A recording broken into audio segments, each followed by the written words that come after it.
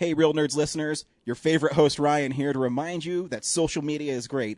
How great is it? There's many ways you can find the Real Nerds on social media. You can download us on iTunes. You can listen to us streaming on Stitcher Radio. You can call us 720-6nerds5. Aw, man, our website is so cool. You can visit our website, realnerdspodcast.com. You want to leave some fan mail? Oh, that's so easy, realnerds@gmail.com. Twitter? We got it, @real_nerds. And you know what? You can even like us on Facebook. Thank you so much. And hey, enjoy the show. Hi, this is Jonathan Tiersten from The Perfect House and Sleepaway Camp, and you are listening to the Real Nerds Podcast.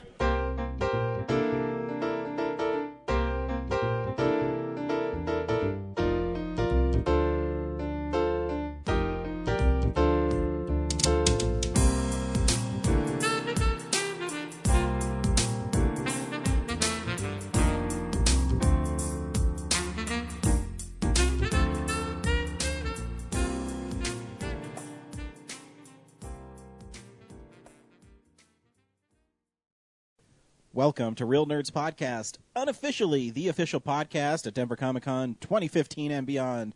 I am Ryan, and I have two movie nerds with me. In front of me is James. And kind of behind me, What's up there? What's going on? it's Brad. It's Hi, like Brad. a human centipede. Watch your butt. Whoa. And my mouth. If you're wondering what you're doing listening to us, Here, what are you doing?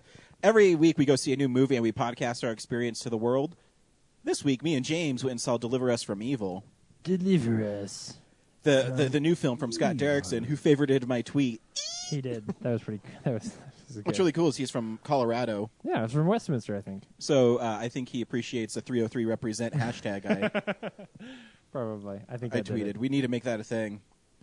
Yeah. Him and like the two other famous directors from Denver. Yes. I don't know who they are. But I'm sure there's He's another cool. one. I'm sure Yeah. there are. Yeah. Anyways, we also talk about movie news, stuff that's coming out on Blu-ray, box office numbers, stuff we've been watching, comic books, All kinds of shit. lions and tigers and bears. Oh my! So James, what came out this week in movie history that we should be aware of?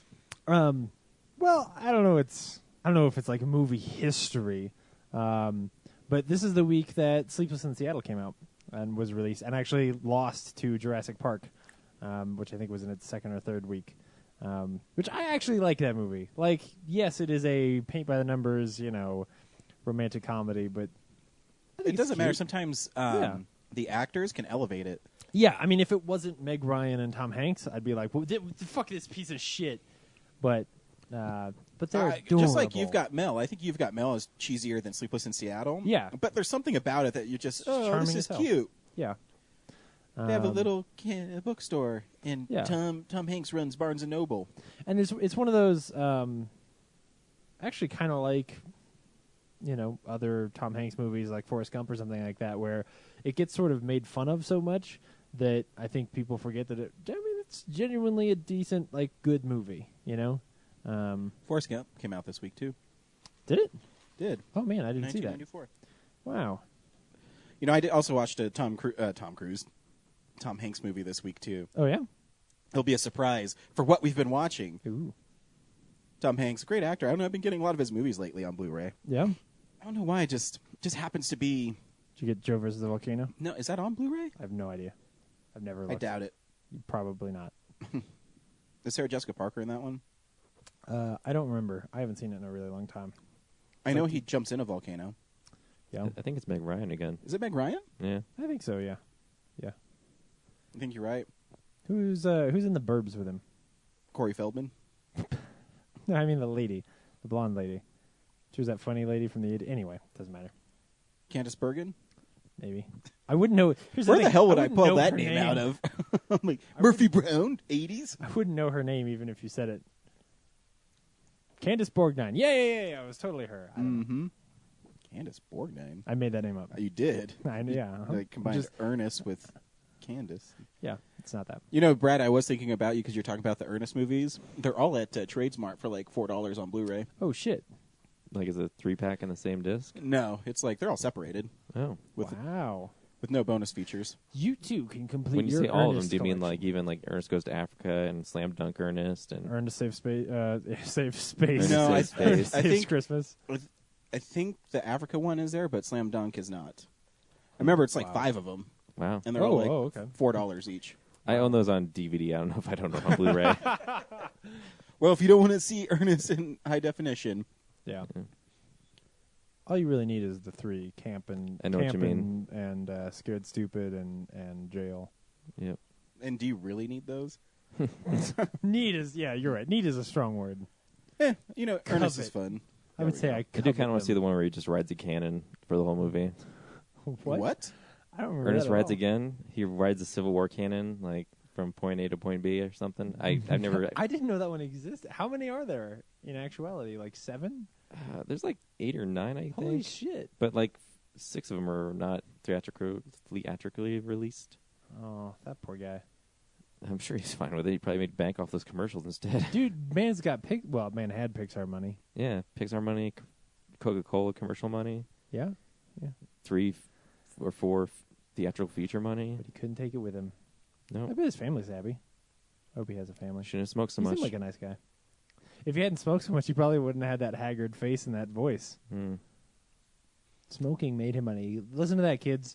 The theme of this episode will be you should go smoke because smoking is cool and makes you money. It is not cool. Smoking will make you a movie star, Yeah. like James Dean, Jim Varney. Cool. What are we doing first, Brett? Ryan? I don't care. Stats? Sure. Sort of what we are already doing. This is the box office stats.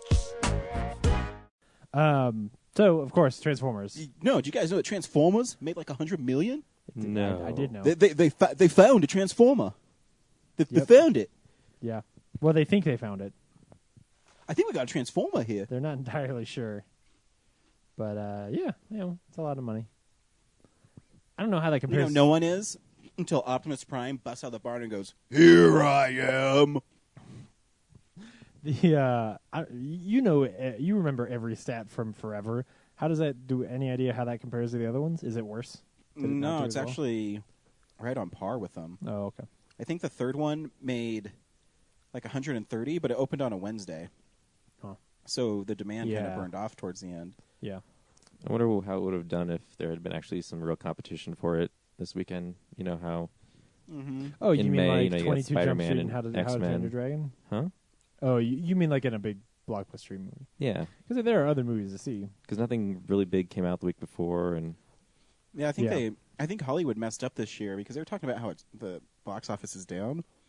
I think they put too many movies in May. They didn't let these movies breathe. Yeah. yeah, Because, if you go from Spider-Man right into Godzilla, right into X-Men, Yeah. That's right into true. Maleficent, That was a big month. Maleficent is the only what was it? Only non-superhero movie to break 600 million so far this year. I think that's a stat I heard. So apparently somebody likes that movie. I guess I gotta go see it because you said it was alright. It's all right. Yeah. I'd rent it. Okay. Well, it doesn't. There's no accounting for taste because Transformers has made like $600 million already. Well, this is true. But Brad, were you part of that 600 million? I haven't seen it. No, Yep. Oh Lucky you. man, what's wrong with you? Why Are you going to order that Grimlock, Optimus Prime riding Grimlock No, because special edition? If I had an action figure of Optimus Prime riding Grimlock, I would never need to actually watch the movie. So, because I would just stare at the action figure and like play with it and pretend like it was blowing shit up and eating other robots, and that would basically be the whole movie. So, The whole movie, Grimlock's in it for like 20 minutes. yeah, but the only reason you watch the movie is what I mean. And then at the end, Optimus Prime is like, "You're free to go."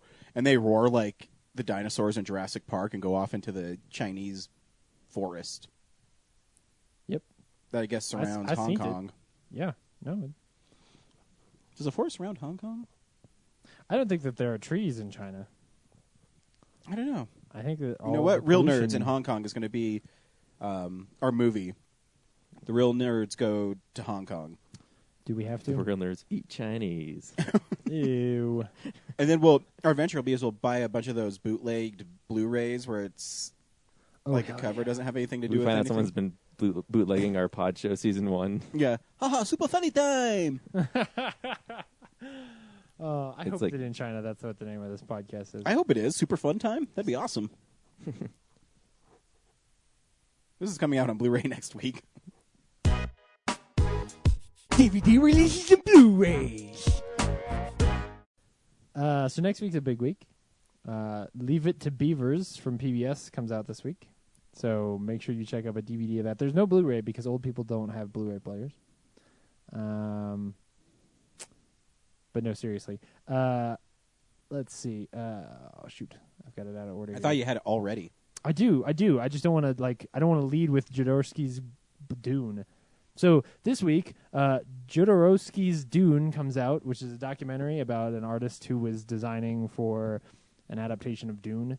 That actually, documentary looks awesome, and I've heard really great things. So I'm actually excited about checking that out. But it's not what you lead with. What you lead with is Nymphomaniac Volume 1 and 2 come out on Blu-ray this week. So if you want to see a whole bunch of movie stars like Willem Dafoe have orgasms, I do. This is Especially your Willem chance. Dafoe. Yeah. This is your chance. The Raid 2 comes out this week, which, fuck, can't believe that I let that one go and didn't, make sure that I go see the first one and then see the second one since the Alamo was showing them both. Bad Words comes out this week, the movie with Jason Bateman. Yeah, it's fun. Fun, yeah. It's worth seeing once, at least. I don't know if you want to necessarily buy it, but now you can rent it. The movie that I know that Ryan has, I believe, already pre-ordered is the collector's edition of Lake Placid. I know. I love the cover on it. Yeah, it is really cool. It's that one where the boat is getting eaten by the giant alligator.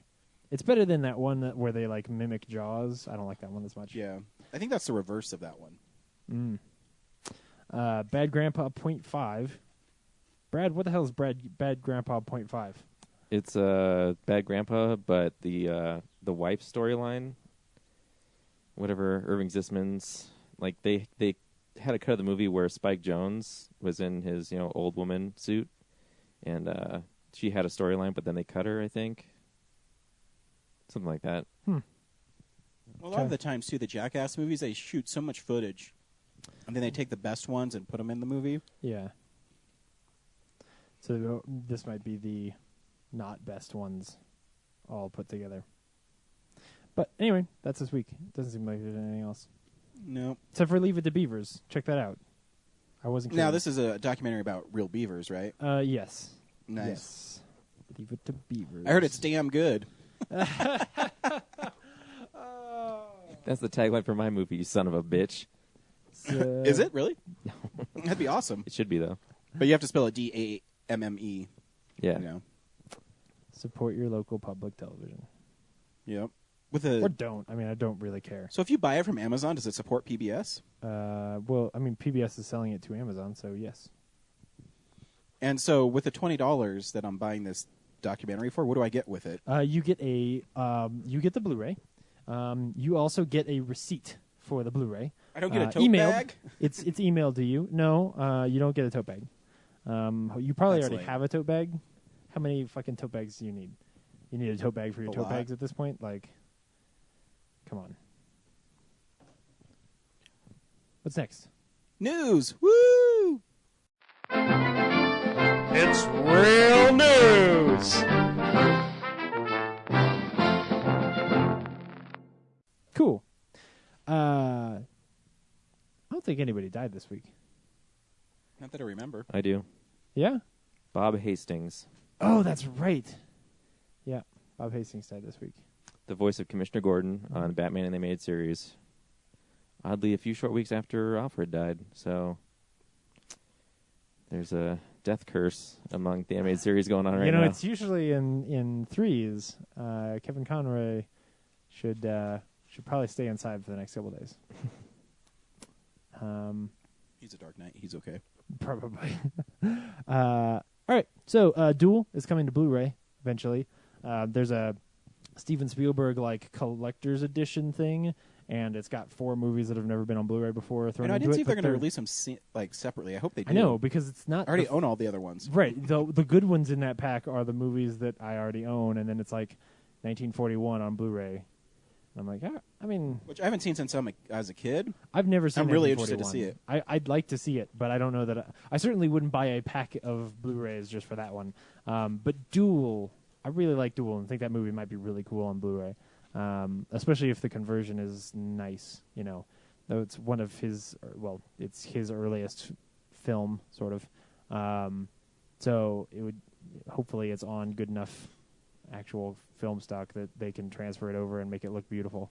They're bringing back Community, sort of. Yeah. Apparently Yahoo is in the business of buying TV shows now. Trying to compete with Netflix, I guess. I guess I don't really care what their like vain attempt is to do this because I don't think it'll be successful. But if it means I get another season of Community, I'm down. It means I'm gonna have to pay for some stupid fucking service I don't want, but only for a little while. Well, if they release them all on one day, you can buy it for one day and then just cancel it. There you go, or even just a month. Yeah, that's not bad. The Expendables 3 is going to be PG-13. What? Yeah, I don't think they know why I see an Expendables movie. I don't. How?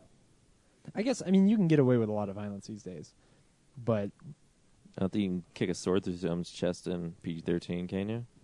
I don't know. Man, that's a good question. What's the level of violence you can have in a PG-13 movie? Can Well, 8 guys it's shoot up one proportionate- guy in a PG-13? It's proportionate to how much money they think Hollywood's going to make off the movie. So if they think the movie is going to be huge, then you can put a lot of violence into a PG-13 movie. But if there's no need to make it rated R, I guess you don't have to. yeah, I mean, I agree, but I mean, I want it to be rated R. I like in Rambo when he shoots that dude to smithereens with the Gatling gun. Yeah. I mean, it kind of feels like when they started making Die Hard movies that weren't rated R. Of course, then they made a Die Hard movie that was rated R and it was fucking garbage. But still, because it's not the swearing. I don't care if they cut out the swear. Like, you know, Yeah. Chuck Norris doesn't need to swear. You can Chuck still say Norris won't fuck swear. and still get PG-13. Well, you can say it once. Or twice. Maybe, yeah, you can get away with it twice, but you have to like write a letter to the MPAA and be like, it's because it's funny. Like, come on. That's the letter too. It's funny. Well, that's what Brian Johnson did for Brothers Bloom because he got it in there twice. But he like had to write a letter to them and be like, okay, this is why it's in here, and it's a funny line. Like I want both lines in there. Yeah. So I don't know. Whatever. Kevin Smith got to go see the set of Star Wars, and apparently it made him cry, which honestly does kind of excite me. Like, there is some level of nerd in me that's like, all right, yeah, he's like me. He likes that movie a lot, and I like those movies a lot. Did you hear his story on Hollywood Babylon about that? No, I didn't. It's pretty funny. He was talking about, because they went over to do shows in England, Yeah. and he was talking about how he got an email from some cat. You know how Kevin talks.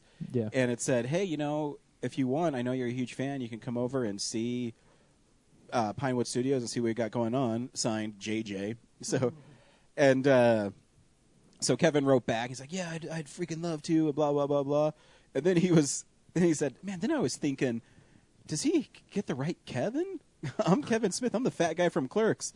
So he sent an email back where he's like, hey, you know, I set it up with your people, blah, blah, blah. And I want to make sure you have the right Kevin. And then J.J. Abrams' email back was, oh, fuck. So, That's pretty good. yeah. So he was able to get on there because J.J. Abrams reached out to him. Who other Kevin? Yeah. Anyway, and then the very last thing is, and this is actually, Slash Film had an interesting article about this, which is like the only time you've heard me say that in about 16 months. They sort of found out this week that the Constantine TV show is not going to have Constantine smoke cigarettes because smoking cigarettes on television is not okay with the NBC. Which the reason I say that Slash Film had an interesting article was because they, of course, immediately said, well, wait a second, you guys show Hannibal. Like, that Yeah. show is fucked up. And I love Hannibal, but that show is way more damaging to people who... That show is damaging to me, and I'm an adult, much less a child, and way worse than smoking. And the reason I bring it up is that character smoking he's not smoking because it's cool. Like, that is actually an important part of his character and is really fairly interesting because he is, he's sort of suicidal and would like to die, but also is afraid of dying. So he smokes, he chain smokes in order to kill himself as quickly as he can. And then at the end of the movie, I think the devil pulls the cancer out of his lungs in order to keep him alive for a while. That movie's so cool. I like that movie. I really do. Meh. There's silly shit in that movie, but there's some cool stuff too. But still, they're not doing it to make him because they're like, oh, smoking's so cool. It is cool to smoke. Yeah, okay. No, it's That's not. that's all the cool. Dude, have you seen Humphrey Bogart smoke? That guy's cool as fucking ice. Guy's dead. He is dead. Dead But he from also cigarettes. He ate so many cigarettes he choked to death. Did he die from cigarettes? I have no idea what he died from. I don't think so. He I think probably he's- died from old. I think he did die from being old. He was famous. They don't die from actual diseases. They either kill themselves or they die Walt from Disney died from smoking cigarettes. old. Oh. Well, he wasn't famous. Really? I don't know. I'd say he's the most famous person in Hollywood for 30 years. Probably. Then he died. Yeah. And he died. Kids, Yeah. don't smoke. He had to get one of his lungs removed because Yeah? it was so cancer stricken, and he still died. Did the devil pull the cancer out? Yes.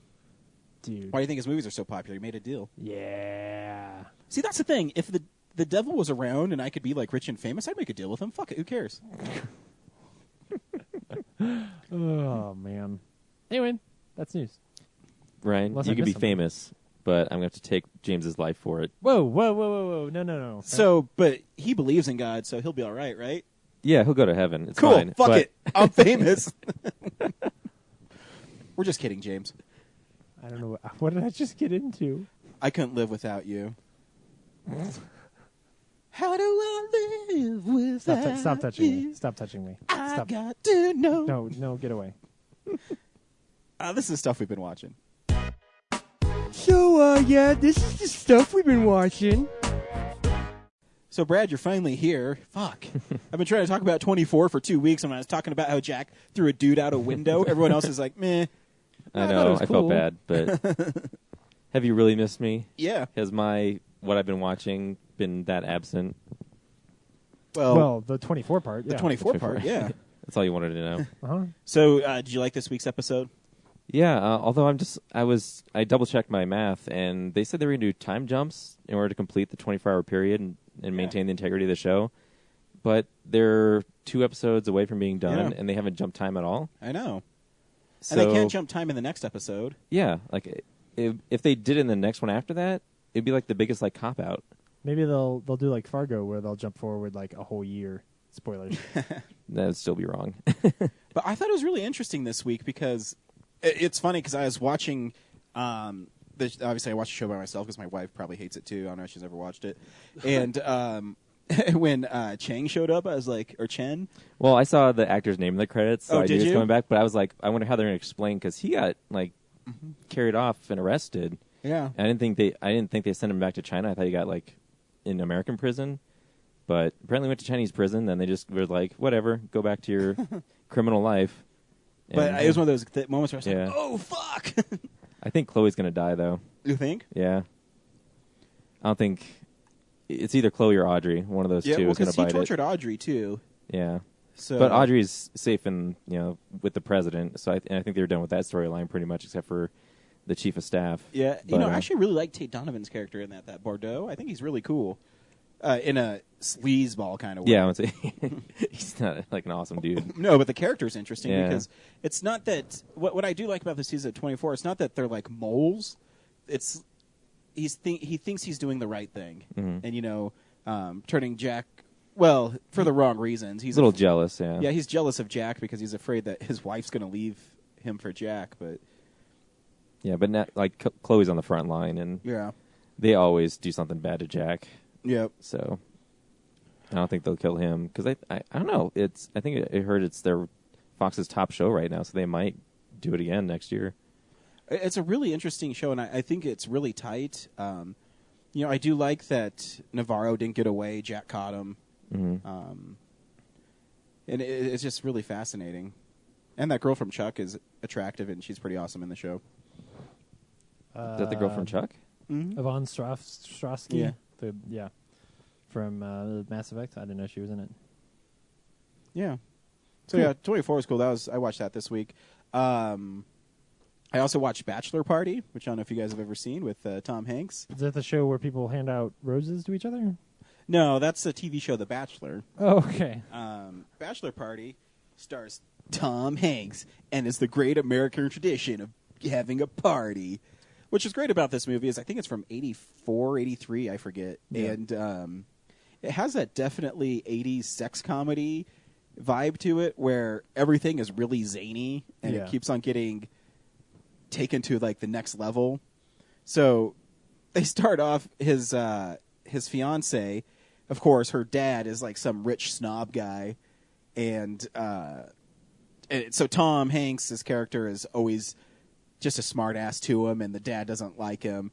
So he has the tennis pro try to break up their marriage by offering Tom Hanks $10,000, and it's just really funny. And then he offers Tom Hanks the Porsche that he just bought, and there's only one rule for Tom Hanks during this whole bachelor party: no hookers. And guess what his friends get him? Hookers? Yep. That's right, guys. Oh, man. And then he's pushed into the bedroom with the hottest hooker of all, and she's completely naked. And is he going to have sex with her? You guys, I'm not going to spoil the movie for you. You're going to have to watch it if he has sex with her. Is that the climax of the movie? Get Yeah. it? The climax of the movie? Oh, I'm sorry. Pretty much. I mean, it's literally just one zany thing to the next. Like, his wife goes to a Chippendales show, so they have the dude, one of the Chippendale guys, put his wiener in a hot dog bun and give it to his fiance's wife. And then she but bites up his no, but dick she off? can't pull the hot dog off the tray, guys, because his wiener's there. It's funny, whatever. It's silly. Would you say the movie's good?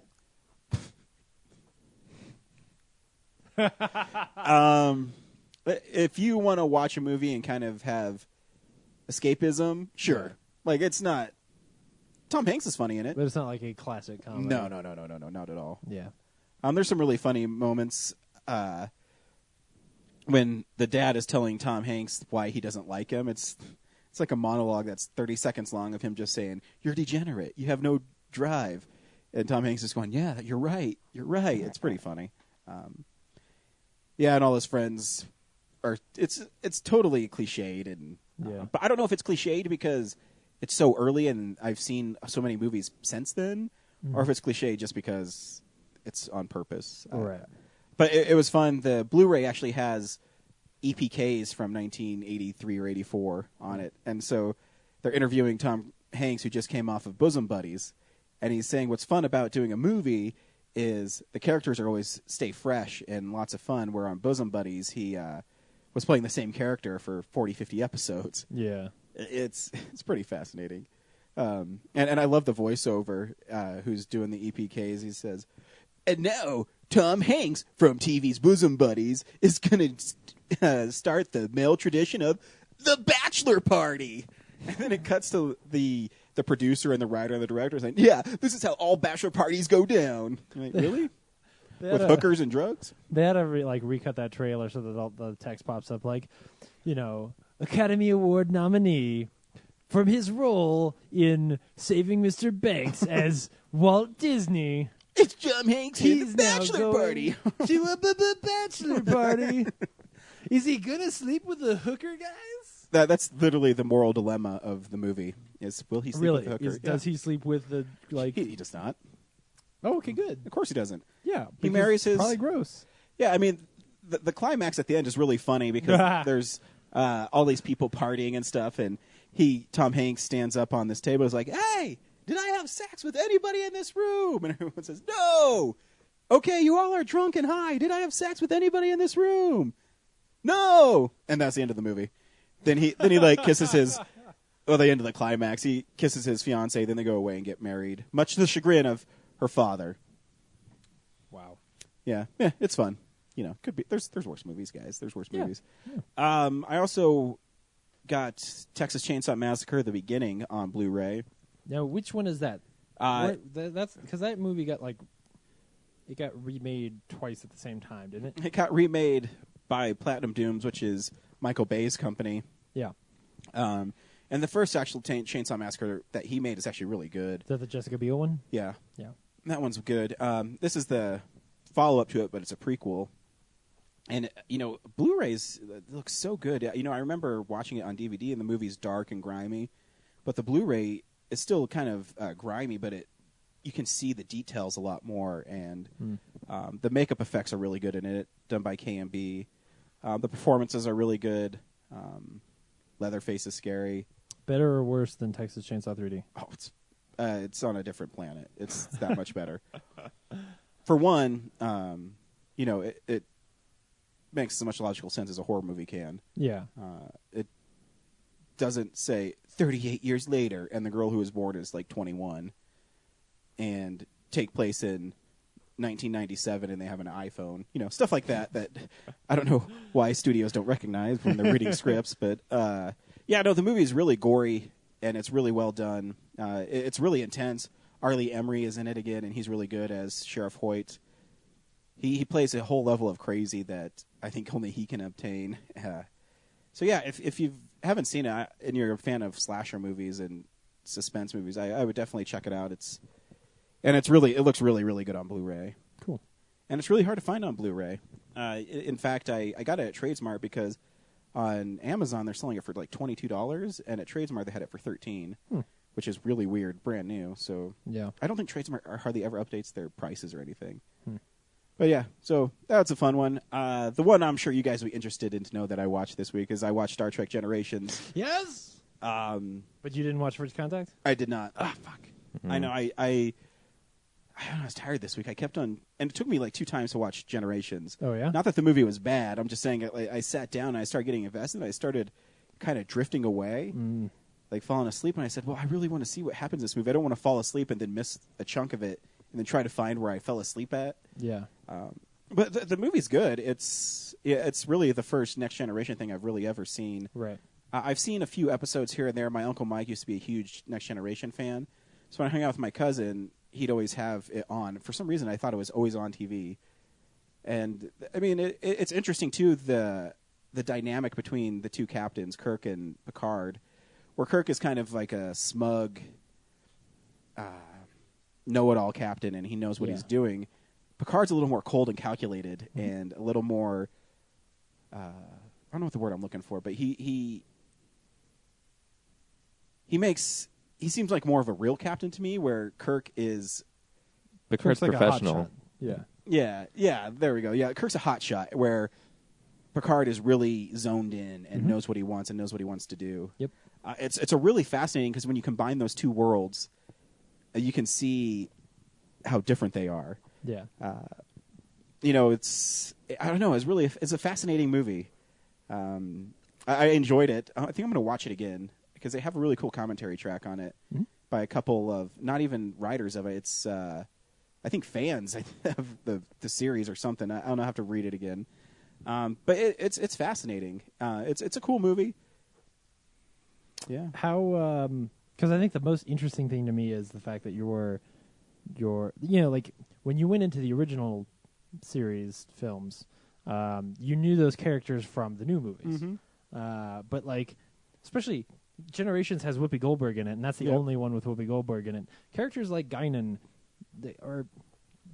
Data, maybe even Worf, like, do you feel like you relate to those characters or like those characters or even understand those characters?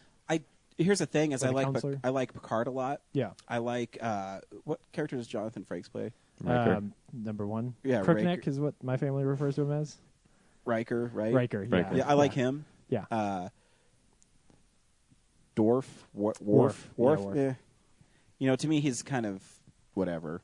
Do you like Data yet? Data's all right. I mean, I think I understand Data because I know who these characters are just because because it's such a part of pop culture. Like I could pick them out of anything. Right. Geordi and things like that because their look is so iconic that but yeah, I don't think the characters are as fun. I don't. And And I don't know. I don't think that movie fleshes them out very well because That's why a lot of that movie is based on parts of the show, like the Lursa sisters Yeah. are from an episode. The fact that Picard's family dies, like that's that whole family episode at the vineyard that he hasn't seen. So Yeah, exactly. That's why I was asking. Is that like, as I think of those movies, or like I rewatched the other night. I texted Ryan and said like, "Hey, did you actually watch all 4 movies? Because I don't want to watch Nemesis if you didn't see it yet." But because we'd been talking about it, I rewatched First Contact yesterday, and as I was watching it, there were like 2 sides to me. There was one part of me that thought, "Man, he is gonna think this is just fascinating and cool, and like he's gonna love this movie." And then there's the other part of me that was like, he's not going to fully understand what's going. Like, I don't know if my love for those characters for all these years informs how much I enjoy that movie. yeah, the whole And I don't know- Locutus thing is gonna just be over his head. Yeah. Exactly. Well, they actually, that's what I was paying attention to, and I think They have a actually do flashback, but still, Right. like like basically Picard was raped. So Well, hold on. Like, Yeah, the we'll talk about resonance it of next that week isn't when he gonna- sees it. But I was thinking about it, and I don't know that those movies bring you into those characters the way that the original ones I think do. you're right because right away at the beginning when they're on the pirate ship, Yeah. I'm like, what the fuck is going on here? Exactly. And then you learn that it's like a hologram room or something like that. It's like the danger he doesn't room. he doesn't know holodecks, like that, stuff like that. Yeah. That like Star Trek fans take for granted. That some of it you're going to think is really cool, and some of it, honestly, I don't think those movies are going to introduce you to very well. And or here's the they're thing, just is getting the movie's stuff really well made, and Yeah. it's well acted, and the special effects I think are really good in it. Yeah. Um, And I think the idea, like people give that movie a hard time. I think the idea of that villain and that the what do they call it? Not the The wave. Nexus. The Nexus, yeah. I think the idea of that is really cool. It's in my opinion a really smart Star Trek movie. It's one of the ones where it's not just an action movie in space. Like it really is like a what if there were a thing out there that we didn't understand and it did this, and how what would that do? But I think you're right. I think the thing that it's missing is I don't feel connected to them like I do Bones and Kirk, Right. or Kirk and Spock. Yeah. I don't know if it's just because maybe the tone of each show's different, and the playfulness of Shatner, It's probably some where of that. Picard doesn't really have that playfulness. He kind of does, but it's not. I don't know how. I'm going to watch him again. And you know what I like to do too with movies is, like I said, I'll rewatch this one again with commentary, and then I'll Yeah. probably watch it again without it, just so I can absorb it And- a little more. And I think that by the time you've seen all 4, you'll like those characters and understand those characters better. I think the difference is that there's not as many, especially in 1 and 2, or in Generations and First Contact, there's not as many scenes where they sort of sit around and talk and do the kind of things that like are in Wrath of Khan, where like they just sit and you have fun little interaction scenes between Kirk and Bones and Spock. There's not as many of those in the first 2. But I think if spread throughout all 4, you probably by the end of the 4, you'll be like, oh, okay, yeah, I like and appreciate these characters. And that's what I more. mean, because too. That's why I want to go back and rewatch them more than once. Right. Because obviously people listening to this podcast know I'm a movie person and I'm a movie nerd. Yeah. But I do watch movies sometimes back to back, so I can fully understand them if I don't feel that I got the most out of them. Yeah. And it's not that I feel that way because I think this movie, it's cohesive and I understand it. Right. But I think I need to see the nuances of the characters a little more. Yeah.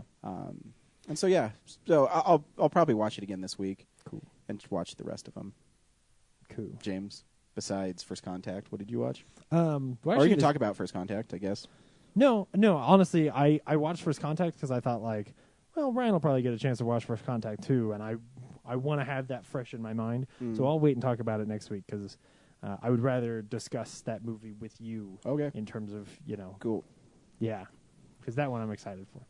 And Nemesis. I'm excited to talk about Nemesis with you. We also didn't talk about in movie news that they're going to release Star Trek Into Darkness and the J.J. Abrams one together with all the bonus features. Remember that long-running joke on Real Nerds? No, Podcast? I didn't see this. You didn't get my Facebook You didn't post? get a Facebook post? No, I don't check Facebook that often. Oh, yeah. it's on Digital Bits. It's called That's where I sent it Star to you Trek. from. What's The it called? compendium. Yeah, the compendium. And they're putting them all in, and they're inserting the IMAX shots into Darkness. Dude, now I can own that movie. Yeah, but it doesn't come separately. You have to buy the first Star Trek. That's okay. with it. I'll do that because I'll spend money if I'm able to buy the thing that I want. How did you miss that? That's a huge article on Slash Film too. I didn't see The it on Digital there. Bits. You should really read the article on Digital Bits. It's really fascinating because the guy there, they invited him to Paramount and they said, so what do you think we should do? He said, you should put all the special features on one thing, put the IMAX together. I'm and not fucking alone, Ryan. No, but he also said that he wanted all the Star Trek movies to have director's cuts and things like that. But, Yeah. And Paramount was like, "Yeah, we'll get to it." Yeah, we'll get to it. Yeah. Yeah. But it's a You really should go great back article. And you guys should shoot that scene with the rock monster from Star Trek V and re-edit that movie so it doesn't suck. That'd be fun. That would be cool, man. They should take the Tim Allen fight from Galaxy Quest and then just insert it at the end. Yeah, I still think Star Trek V is my least favorite Star Trek. It's the Most people's least favorite Star Trek. yeah. We'll talk because I got to rewatch Nemesis. I know I'm But- not there yet, but so far, and here's the thing: I said it last week. I don't think it's a bad movie, No, but it's well, that one has a lot of things going against it and Yeah, had a lot of laser problems eyeballs. And yeah. You know, isn't that weird? I can't accept that, but I can accept Voyager becoming self-aware. Just saying. Yeah. Yeah, we'll have to talk about it because I'm gonna rewatch Nemesis. My feeling on that movie is that one is the worst because it And actually Brad, what's the portrays those zombie characters. one? First Contact. First Contact. First Contact. Yeah. Yeah. Nemesis is like there's like 3 locations in the whole movie too. Oh yeah. It's like Yeah. they're on the ship, they're in the Romulan Senate, or they're in like the whatever the I forget what it's called. That guy's ship, Tom Hardy's ship. Yeah. Yeah. Oh, and they That go. movie's They, cool 'cause it's they got go Tom to one Hardy. planet. That's I about read it. that Tom Hardy's an asshole on sets, Is he? Oh Yeah. no. That's No. too bad. That sucks. and a bunch of articles actually that he's really intense and people don't like him. Well, I can understand intense. Like if if he's like method and people are just like, dude, you're such a drama queen. Like, come on. Like that's one thing. It's if he like treats people like shit Yeah, you hope while he does it. It's you too know. bad because the press has never gotten anything wrong ever. Yeah. It's a shame to hear. Yeah. I've only really got one other thing to talk about that I watched this week, which is that the Leftovers started this week on HBO, and Dan and I watched that. So The Leftovers it's based on a Tom Perrotta novel, and it looks like, based on the way it's written in the credits, it looks like Tom Perrotta wrote a version of the script, and then Damon Lindelof rewrote the script. And I really liked this. Basically, it's there's like a rapture-like event, and so 2% of the entire population of the Earth just disappears in an instant. But there are no like religious boundaries or any. It is completely random. It's only 2%, so for the most part, like civilization as a whole is still around and functioning just fine. It's just that like everyone is in this state of grieving. And what's really interesting about this show, and they actually, I'll spoil this little thing about the way they tell the story in the pilot, is that they kind of bury the lead of what the show's really about, because you start off and you're following these separate characters, and then as we move through the episode, you sort of realize that like, oh no, these 4 characters are actually a family. The show is really about a family, and a family that didn't lose anybody. But just them sort of existing and trying to work out their problems in this world that is just sort of perpetually sad. And it's really cool. There's a cult that's getting really popular of people who we don't really understand. They're just all dressed in white and they keep smoking and basically tormenting people just by standing around and reminding people that like With secondhand smoke. no, like they basically they seem to keep popping up and intentionally trying to remind people that important people in their lives are gone. So they're just like extending this grief that everybody has and not letting anybody get over it. Because I think it's been like 3 years, 2 or 3 years that they jump forward. So you're at this point where like theoretically they should be able to move on, but there is this cult that's getting really popular that just sort of keeps reminding people in a very passive-aggressive way. And then the main character is this cop who is played by Justin Theroux, who, it's a shame because I think of Justin Theroux and I either think of the stuff he's written, I think he did Battleship or something like that, or I think of his role in Charlie's Angels 2 Full Throttle. So for some reason, in my head, I don't really respect Justin Theroux very much as an actor, which is totally unfair because he's really, really good in this show. He surprised me quite a bit. He's so handsome too. He's not bad. He's not a bad-looking guy. Your Maybe. wife just insinuated that you would like to blow him, which is weird. So yeah, I totally think it's worth checking out. I think HBO made the first episode free online, so you can go see that one. Yeah. I love the promotional art for it. Yeah. It's really fascinating. I didn't finish the book, but I started the book and really liked it because as soon as I heard Damon Lindelof was on it, I was like, oh, I need to read this before he makes the show. And they're doing a really good job. What's cool here and what you'll see as a sort of holdover from Lost is that it's still a show about faith and about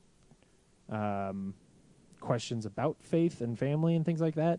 But that most importantly, it is a character-centric show.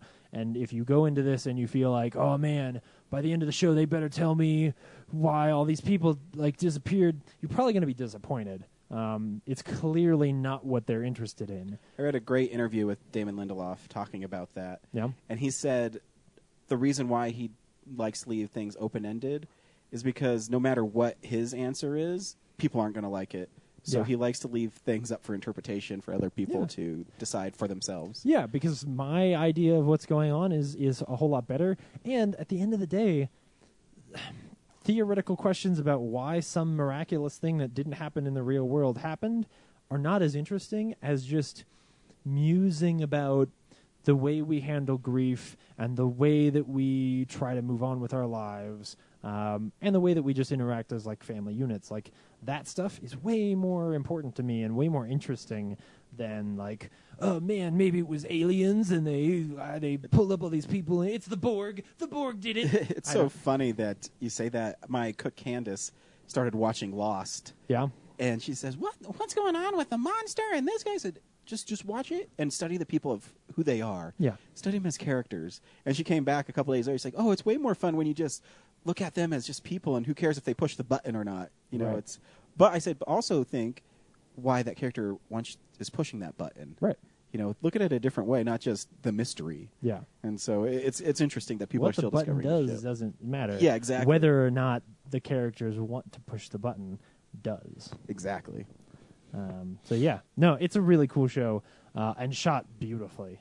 Man, with some really lasting moments. There's a whole subplot with a dead dog that's totally worth seeing that episode for, because there is a little bit of it. This is the only place where there's genuine mystery, where there's something kind of miraculous going on, because they hint early on that there's this flip line about any dogs or animals that were present when someone disappeared and saw someone disappear, they've all gone rabid and they're living out in the woods and they're wild dogs that'll just eat anyone. And one of the characters is like, "That's bullshit." And then there's this weird scene at the end that makes you think, you know what? Maybe that's true. And it's just a little piece of mystery that he drops in there into a show that's honestly just about sort of a broken up and tortured family. So it's totally worth checking out. Very cool. Brad, what'd you see? I Fuck did- what you watch. How's your movie coming along? It's almost done. Nice. Hopefully by the end of this month, we'll be done with principal photography, and maybe October we'll screen it. Big theater screening party. I saw a little clip of it, and there's a scene where Jean-Claude Van Damme shoots a gun out of somebody's hand. Or a knife. It's a knife. Where'd you see that? You showed it to me. In private? In private. Yep. It's pretty cool, right? Spoilers. Shh. He shoots a knife. Yeah. Yeah, that's what he said. That's yeah. yeah. Shoots a knife out of some dude's hand. That's all I can say. Yeah, that's all I'm going to say about it, but he shoots a knife out That of some sounds dude's cool. hand. How'd you Yeah. get Jean-Claude Van Damme on set? He, well, I guess there's a first unit camera, and they're shooting all his scenes, and they send me the footage. Oh, okay, cool. So I haven't been on set with him, but he was on set somewhere else. Who's the shooting director? stuff. Steven Spielberg? Hmm? Is it directed by Steven Spielberg? I'm Is he doing directed. No, I mean the for first the first unit? camera. Yeah, your first unit. Oh, I don't know. I just emailed Jean-Claude It's directly. Frank Marshall. Frank Marshall's your first unit director. Yeah. Joe Dante, something That like was that. a Something like that. Raiders of the Lost Ark reference. Mm-hmm. Okay. Yeah, I'm excited. Can't wait to get it done. Cool. Just want to stop spending money on it and spending all my time scheduling. I'm trying to think. The only thing I really saw this week, I got Grand Budapest Hotel for like $12 at TradeSmart, so I watched that. Oh, Life Aquatic, I watched that. Did you get the That's fun. Criterion? Yeah. Is it cool? Well, I've always had the Criterion on DVD, but I got But the the Blu-ray. Blu-ray. Yeah. So yeah, it looks great. Awesome. And Yeah, that movie does look good on Blu-ray. yeah. The fluorescence and stuff. I always hear from people like it being their like least favorite one of, but Really? it seems to me like his style is consistent. Like, Yeah. and then the other big thing I've been watching is I'm doing a lot of work on the computer, so I put like Breaking Bad on the background, Yeah. because I know what's going to happen. No, Right. if I miss something, it's not a big deal. But that show is so great that I will constantly find myself suddenly watching a whole hour's worth nonstop, just getting sucked in. So I'm like, damn it, I was supposed to be writing. But I'm watching other people's well-written stuff, and I'm on Yeah. season 3 right now, and a certain brother-in-law just Yeah. No, I know. got in trouble. So, Yep. yep, shit's about to. Well, the whole series stuff just gets worse and worse. So, Yep. escalation. Pretty good. Yep. So that's it for me. I can't say much because this guy's here. Yeah. Right. He might watch it someday, so I don't You want to really spoil should. it. It's a great show. Maybe one day. Yeah. Maybe one day. Telling you, trying to Really- make a movie, and I keep getting distracted by Breaking Bad. I'm really busy rewatching Friends, so Mhm. we'll Yeah. see. I've been rewatching the original Star Trek as I go to bed each night, which is a problem because I actually never finish any episodes. I fall asleep halfway through them, but they're still cool.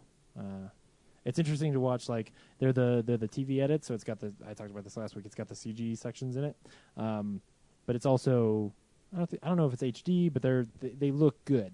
And so from one episode to the next, especially in the early ones, you'll see Spock's makeup change pretty drastically because they're still trying to figure out what he's supposed to look like.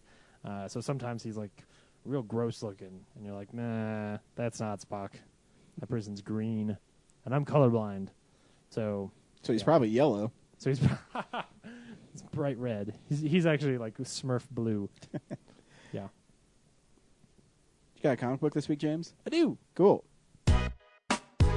What's up, nerds? It's the Comics Corner. So, as you guys know, I'm a big fan of American Vampire, which is it's art by Raphael Albuquerque and written by Scott Snyder. And they recently brought it back with a series called Second Cycle, where Pearl Jones is the character like from the beginning who gets turned into an American vampire, and now it's like I think it's in the 60s now because he's telling the story in chronological order, so it always moves forward in time just a little bit. And she's sort of out in the West somewhere, and she's built like an orphanage for vampire children, which is kind of cool because if you don't remember me talking about this in the past, like this is the book that posits that every sort of culture has its own version of a vampire, and they're all slightly different. So she's got this little like house full of children, and they're all different kinds of vampires. And in the meantime, there's this other story going on with this new guy that I don't really understand yet. But there's this giant vampire force thing that's sucking up whole busloads of kids and like just eating everyone, and seems to be one of the more powerful things that we've ever seen in that book. But we haven't seen what it is yet, but it seems like it's a big bad that's going to be pretty badass. I still just love this book. It's really, really cool. And because he's been able to like put these characters in very different situations in each series because they are so old, right? And when you add the sort of culture and time period that he's telling the story on top of those characters, he can put them in really cool situations and really grow them. I sort of feel like I get a different version of the character every time, and so it's kind of cool to like jump in and be like, oh, okay, who is Pearl Jones now, and what is she doing, and whereas Skinner Sweet is like a Skinner Sweet's the first of the American vampires and the person who turned her, and he's like a motorcycle gang dude now, which is really badass. So it's just a really fun sort of playground, and the nice thing is that the way he writes a story, you can kind of just jump in at any time. So you ought to go to Colorado Quince Cards and Comics, and he's probably got still plenty of issues of this. And you can get issue 1 and 2, and then I think 3 is out soonish, or may already be out. So go pick that up, because it's cool. And then, if you like it, go get the rest of it. You can get 20% off on all of the trades at Colorado Quince Cards. So, And a hold slot, so you get 20% off on all the new issues. that's true. That's true. Do that, too. I forget what the minimum is issues. I think it's 6. You have to have Oh, really? 6. I don't know, though. I need to go pick mine up. Yeah. Maybe after the podcast. Maybe. This week, me and James, Brad, late again, went and saw Deliver Us from Evil. Deliver us. Scott Derrickson's new movie. I was really excited for this one, but we'll talk to James first. James, should people go see Deliver Us from Evil? I don't know. Like, I'm not a big horror guy, so you could very well tell me that this was a bad horror movie. So all I can really say is I think the movie's gorgeous. Scott Derrickson's real good at this. And this wasn't a horror movie that like won me over and made me feel like, oh, this is cool, but I also wasn't terribly bored by it. And he actually does with what I would consider to be not necessarily flat but archetypal characters, he does a pretty decent job of making them interesting. So I don't know how the horror works. You can sort of shine a light on that. But as far as like his talent as a filmmaker and the film overall, I think it's good. It's well made, for sure. So I don't know. It's hard for me to say. At the very least, I think it's probably a rental. I don't know if you need to go like see it, but the visual effects are really cool too. So here's my favorite thing about Scott Derrickson movies is even though it's a horror movie, it's really not at the beginning. It's more of a police procedural movie. It's because he's skeptical like everybody else. You're basically Eric Bana's character in this is the audience, and so we live through him. I don't think it's his strongest movie. I still think it's a good movie, though. I don't think it's poorly made, or I don't think it's a bad movie. I think it's a good movie. But coming off the heels of his Exorcism of Emily Rose and Sinister, it's not quite up to that level. But it's not a bad movie. I don't know how to. I mean, we'll have to talk about this after. Yeah, here's a trailer. I think you're right. I think it's a rental. Okay. I do want to see it again, though. Here's a trailer for.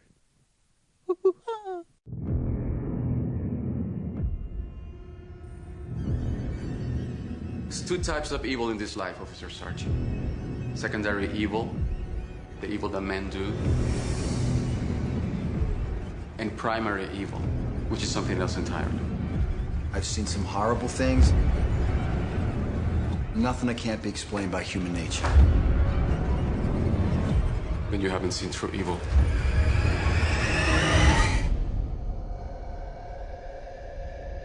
Hi, Daddy. I'm going to sleep now. First, I want to tell you that I love you, and I miss you. Here, give Daddy a kiss. Be safe tonight.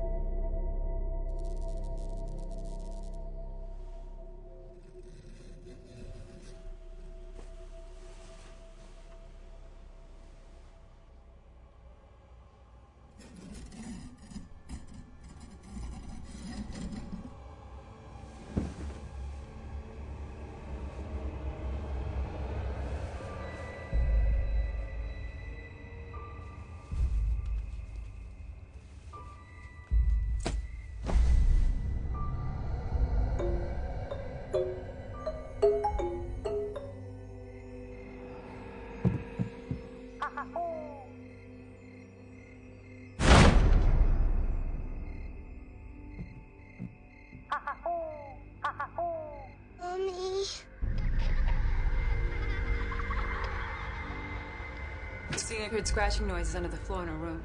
Scratching noises?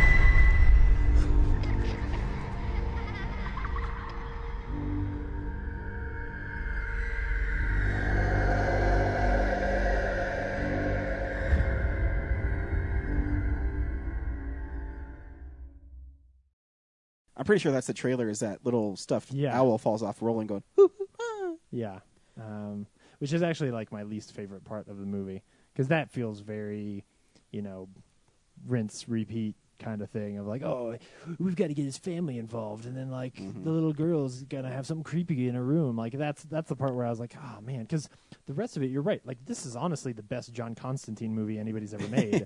It's really what it is. It's the movie stars Eric Bana as Ralph Sarchi.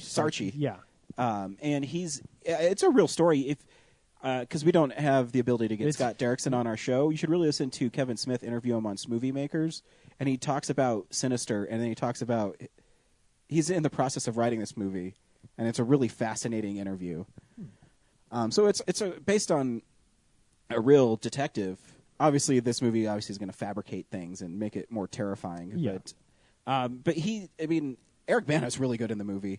I think it's and where Scott Derrickson's such a great director is he doesn't shy away from showing you.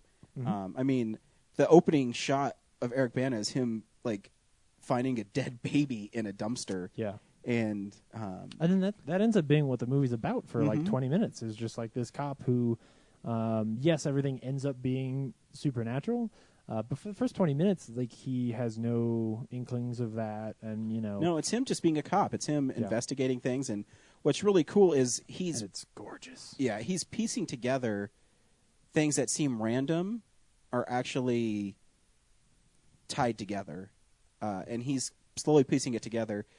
And it's interesting. Joel McHale's in this movie, which I don't remember reading. Yeah, horror movies I try not to read too much news about. I know when they're coming out, and I know who they're made by, because I like to be a little surprised in them. Right. Here's a cool scene of him investigating what's happening around him. Saw her out. She's off the handwell. She drugged? She's been sedated. You know this lady? Yeah, her name is Jane Crenna. You got a name? Joe Mendoza. She's one of my charges. One of your charges? What does that mean? I'm a Jesuit priest. Where's your collar, Padre? I work undercover, like you. You going with her? He's here at the family's request. They felt she needed a specialist. You a psychiatrist, too? No, I'm not. Can you tell me exactly how she was behaving when you first saw her at the zoo? Like she was nuts? That's how? When you arrested her, did she seem unusually strong? No. Why? No reason that would interest you. But if you do think of something more specific, or if I can be of any help, please call me. Okay. Because 3/4 of this movie is really not horror. No, it's even more than what's your definition of horror? I mean, yeah, as far as like a tense sequence where something scary might pop out. At least 3/4. Yeah, because it's literally him trying to figure out why these people are being murdered. Why did this lady pick up her baby and throw him into like a lion's den? Yeah. And I mean, parts like that I think are actually pretty effective and creepy because you don't really know what's happening to these people. Yeah. And it definitely goes into the Exorcist kind of territory where someone is being controlled by demonic forces. Right. So they're really not doing it. It also kind of opens in like a tense battle scene from the Iraqi War. Yeah. It kind of had a feel of The Exorcist too. I don't know if you've ever seen The Exorcist, but I have. In The Exorcist, remember the opening is they open up some coffin in Egypt and the demons in it and stuff. Oh yeah. So it has kind of the same little. I forgot about that opening. But yeah, I mean, it's a fascinating movie. Again, I really need to see it again because I don't think it's a bad movie. I don't think it's one of his best ones, but I want to see it again because I think the performances are really good in it. Yeah, it's it feels like it's good, sort of in spite of itself. I think it's a victim of. You're right. If his family has to be in danger, where movies like I hate saying this, but Sinister is on a smaller scale. So in Sinister, the ending doesn't end well for the family. It doesn't. Oh, yeah. And this one, even though you know his family's going to be okay because it's based on this real-life police officer, it still feels really... Forced, you're right. Yeah. Even though I think the ending is beautifully shot, and I think it's told wonderfully. That's the thing. The whole movie is gorgeous. There are shots early on where I honestly... Because I do think that the characters themselves are... that you've seen them before, right? Like, he's a cop, but he spends too much time on the job, and he's kind of a badass, and, like, he doesn't believe in this stuff, and then it ends up being that stuff. And I say that in that voice, that snarky voice, to make it clear that, like, this is a thing you've seen before. But the truth is, you very rarely feel like you've seen it. Like, it, he does such a good job, and he's cast it well, and he shoots it well, and he gives the movie the right momentum so that it feels fairly fresh. So I was never really bored, but there were shots early on where I was just looking at, like, man, there's this awesome shot where they pull up to the house where the guy's been beating on his wife, and it's just a vertical shot up the escape or the fire escape, and it's raining on I don't know you. who the director of photography is. I don't know, really well but you done. should keep that guy for Hugo Strange, because if they could make a Doctor Strange movie that looks this gorgeous and this real and not throw a lot of CG into it, man, because that's the other thing, was like when some of the miraculous, supernatural stuff happens, like at the end when the dude from the Borgias, who's got all the stuff cut into his chest, when he's in the chair and, like, the room is shaking. Oh, no. The best shot, the coolest shot is right after at the beginning, right after he finds the baby, and then he's walking down the alley towards the camera, and the camera just starts to shake. Like, oh... Like that, I want Hugo Strange to, like, shake the camera. Strange. I'm sorry, wrong Strange. I want Doctor Strange to shake the camera that way, because it's striking and cool, and I don't know that I've seen that effect that way, especially to invoke sort of the emotion of the character to us, especially somebody who we've never even heard his voice at that point in the movie. Like, it's just really cool. And stuff like that make this movie really fun and interesting to me, at least. And then, there's, like, some possession or whatever. I really do wish that, like, they had just fictionalized it even more, and, like, there was a scene where, Eric Bana goes to hell and he wears a trench coat and smokes cigarettes. And so you want it to be Father's Day? No, I want it to be John Constantine. I want it to be Hellblazer, only shot exactly like this, all realistic, very little CG. There was that one really cool effect where the demon was, like, coming out and his forehead started splitting. Yeah, that was. I bet that was Phil Tippett. Yeah, Phil Tippett was part of it. I think it does, because here's the thing: is I've never been. Everyone says how The Exorcist is scary. I don't think The Exorcist is scary, because I don't know. So the end exorcism, while it was intense, it just it's whatever. Well, it's more.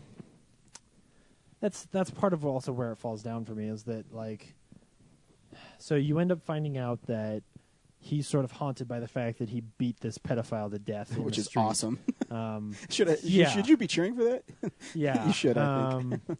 And that part of and what you find out about the priest, like his sort of story. His character to me is really interesting. Like him, I really liked, and so the conflict there at the end where the demon is, like, trying to egg him on and trying to stir him up. That part I was interested in, but there's not a lot for our main dude. But it's still cool when they do have that line. It's like, you're doing exactly what you told me not to do. Exactly. And it's an interesting change of pace. Yeah. I mean, the movie's good. I'm really torn on it. Yeah. It's like I said, it's hard for me because as somebody who's not much of a horror guy, like, there's not much here for me other than that it's gorgeous. I end up sort of walking away and being like, yeah, the characters are pretty lame and or I should say pretty flat. But then they have that great scene where he yells at his daughter. That is great. And then it's the best scene in the movie. And he tells his wife why he's that way. Yeah. And that's my week. And she says, Yeah. What? Yeah. Yeah, and his wife realizes what he has to go through. And, Eric Bana is just a badass. Yeah. Like, I really like him in, I think, almost every movie he's in. Munich, but that's, yeah. I can't see Olivia Munn and not see Olivia Munn. Really? Yep. Yeah. I've watched way too much Attack of the Show. Like, I see Olivia Munn, and I'm like, oh, Olivia Munn's in this show. I almost had the same problem with Joel McHale. Because he was a little, like, he's smiling a lot and having fun. Even though, he's buffed and, like, he plays the part really well. He does a fine job. But he smiles too much. And when he smiles, I'm like, oh, it's Joel McHale. But I think a movie like this needs that levity in it, though. I agree. Because it's pretty dark. Yeah. But, maybe it doesn't. I don't know. Yeah. I don't know. I would have cut out the whole section with his family getting... you got to find a way to end it where the stuff that's at stake is not just his, like, cookie-cutter family. Yeah, that ending seems really studio. Yeah. And that's what I mean with Sinister, where... have you guys seen Sinister yet? No. Well, anyways, at the end of Sinister, Ethan Hawke's family is murdered. So there is no... And this is the only movie of Scott Derrickson's where it ends happy. Because even in The Exorcism of Emily Rose, it doesn't end well. Not From the Earth to the Moon. Day There Stood Still? Yeah, I guess. The aliens don't kill everyone in that movie. They don't. Again, studio movie. So very true. So I think you can tell. I mean, here's the thing: I still think the ending's what's really powerful about it is how it's shot, because it goes dialogue free. Yeah, it's dialogue free, and you obviously, because it's how he's saying it, you can read his lips, and yeah. I love the revelation of even the guy that he realizes the demon's gone, the bad guy. And he's awesome. Yeah, and he's heartbroken. I mean, it's a really great scene, but yeah, that performance to me. That guy was in The Borgias. He plays this assassin, so I was really excited to see he was in this. And that performance at the end, like the look on his face when he is free, they never say it, but you realize he must remember everything. Yeah, he must remember everything that was done and everything that he did. And just the look on his face tells you that. Because with no dialogue. I mean, the effective scary parts in it are, to me, is like real horrors when he goes and sees even the first call to the domestic abuse. Mm-hmm.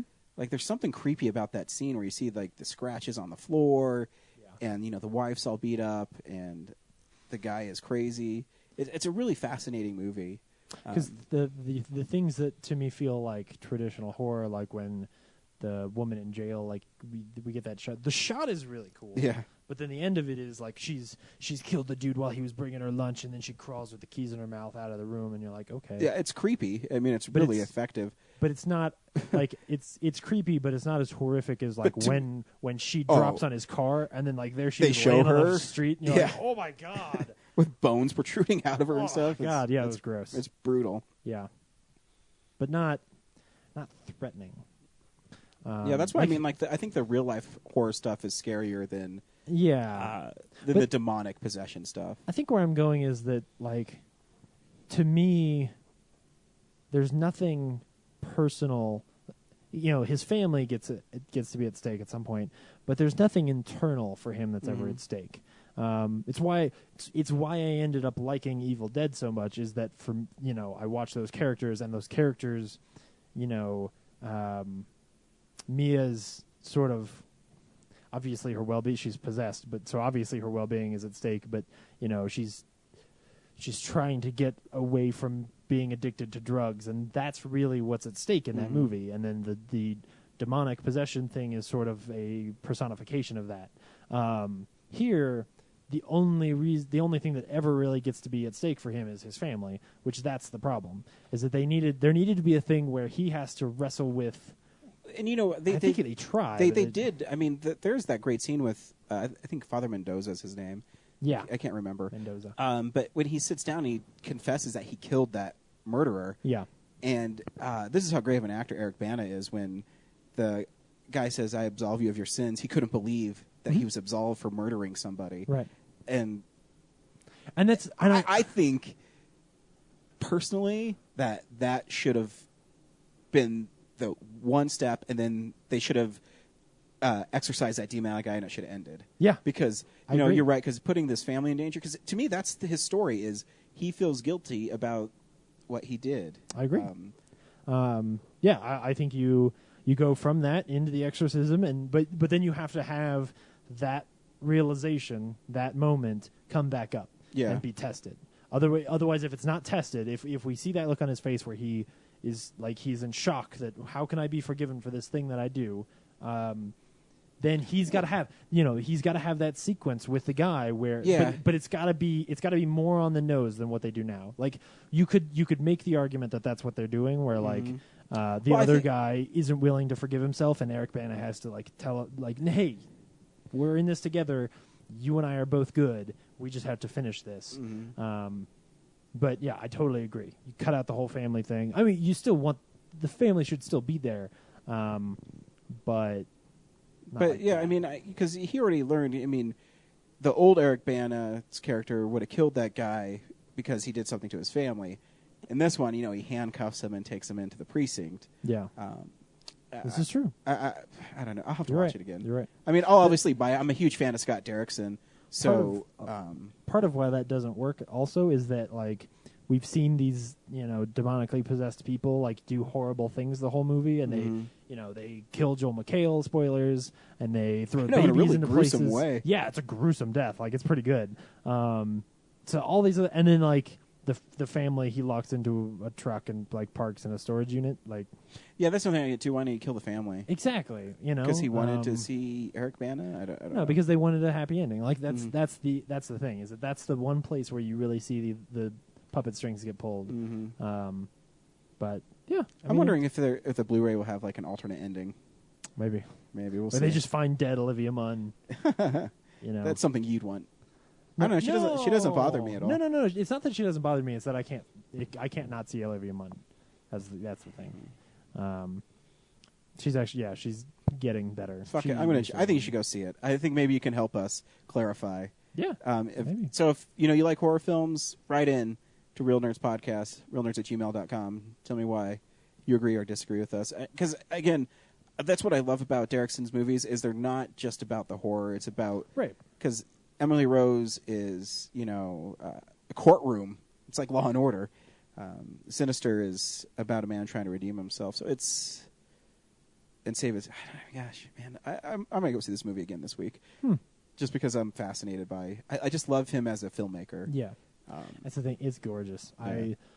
As we were driving up here, I was sort of thinking about how I would like to talk to him at some point and sort of find out, because I feel like horror as a genre is one where it's really easy to get labeled as like the horror guy, right? And Derrickson has done now 3, and my fear is that he's getting out to some degree and going to go do a Marvel movie. And what I'm curious about is, do guys like him get into this place where they feel like all they get offered is horror movies because they get known as the horror guy, and is he? Because the movie's gorgeous, I just don't know. Maybe he's tired of it. He's done that kind of shock stuff before. At a certain point, you kind of go like, okay, this is my bag of tricks, and it's all really good, but there are more tricks in this bag. What's interesting with him is I've been reading a lot about him, and he's doing a lot of producing it now. Yeah. I think he's going to take a step away from the camera and just help young filmmakers get to where he is, where he's a young filmmaker, made scary movies, and now he's becoming an A-list director. Yeah. So I think that's what he's going to start doing. Because that's what I'd like. Because I think everything I see, he's actually really talented. He's just not.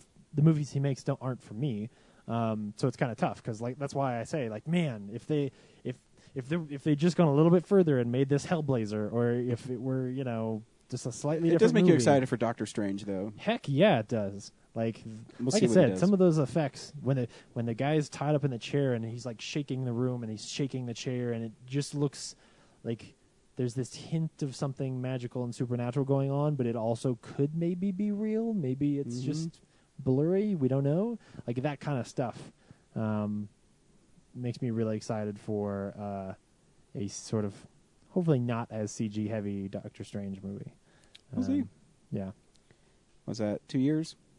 You got some time. I think so, yeah. Next week we're seeing Dawn of the Planet of the Apes.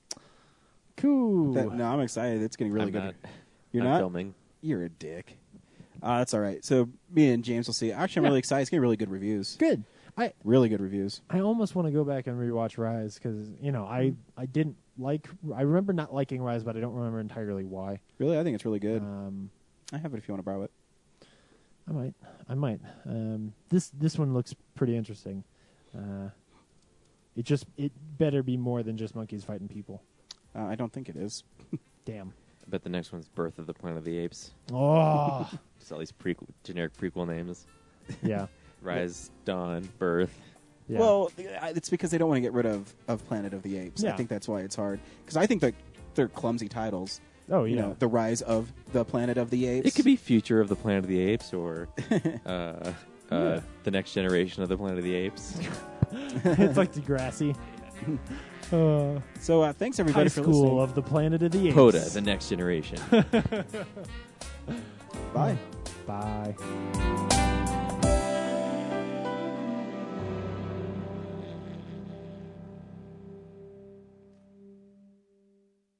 Visit our website, realnerdspodcast.com. You can tweet us at real_nerds.